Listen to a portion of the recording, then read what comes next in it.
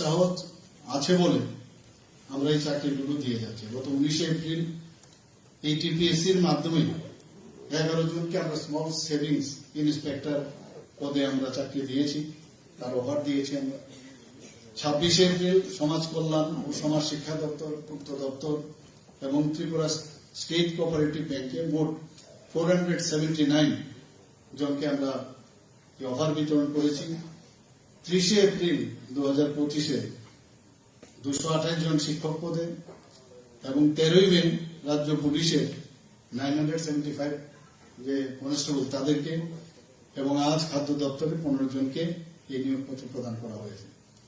একের পর এক আমরা এই অফারগুলো আমরা দিচ্ছি এবং সত্যি আমাদের খুব ভালো লাগছে যে অফার আমরা দিচ্ছি।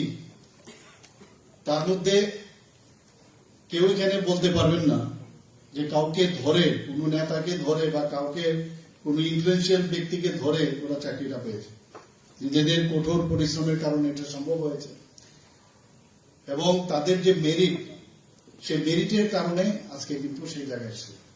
আমরা চাইছি যে যারা যে কোনো দপ্তরে হোক, যে কোনো চাকরি হোক, সেখানে যেন ক্লিন যারা আছে বা দক্ষতার সাথে যারা সেই টিপিএসসি হোক, জিআরবিটি হোক, সব জায়গায় টিআরবিটি হোক, সব জায়গা থেকে যখন উত্তীর্ণ হয়ে আসে তো ওনাদের মাধ্যমে প্রপার যে দক্ষ যারা আছেন তাদের থেকে আমরা কিন্তু বেটার যে সাধারণ মানুষের যে কাজ সেটা অনেক বেশি আমরা পাবো এবং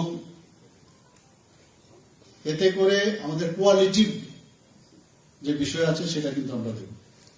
আজকে 21শে মে 2025 যদি আমরা কাউন্ট করি, তার মধ্যে এখানে ডাইন হার্নেস সহ মোট 19,262 জনকে আমাদের যে সরকার আসার পর থেকে আমরা বিভিন্ন দপ্তরে চাকরি প্রদান আমরা করেছি। এখানে শুধু আজকে যে আমরা চাকরিগুলো দিলাম তাই নয়, খাদ্য দপ্তরে আরো যে আমার কাছে রিপোর্ট আছে 12 জন সাব ইন্সপেক্টর আরো নিয়োগ করা হবে, 3 জন ফিউমিগেশন অ্যাসিস্ট্যান্ট, 6 জন স্টোর কিপার এবং 35 জন স্টোর গার্ড পদে তারও নিয়োগ করার উদ্যোগ দপ্তরের থেকে নেওয়া হয়েছে।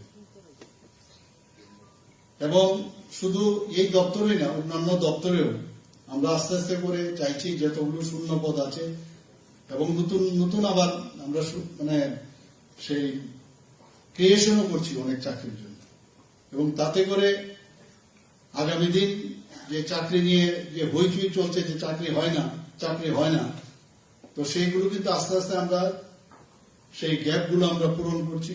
আর শুধু চাকরি দিয়ে তো হবে না, আমরা স্বনির্ভরতা বা সেলফ রিলায়েন্স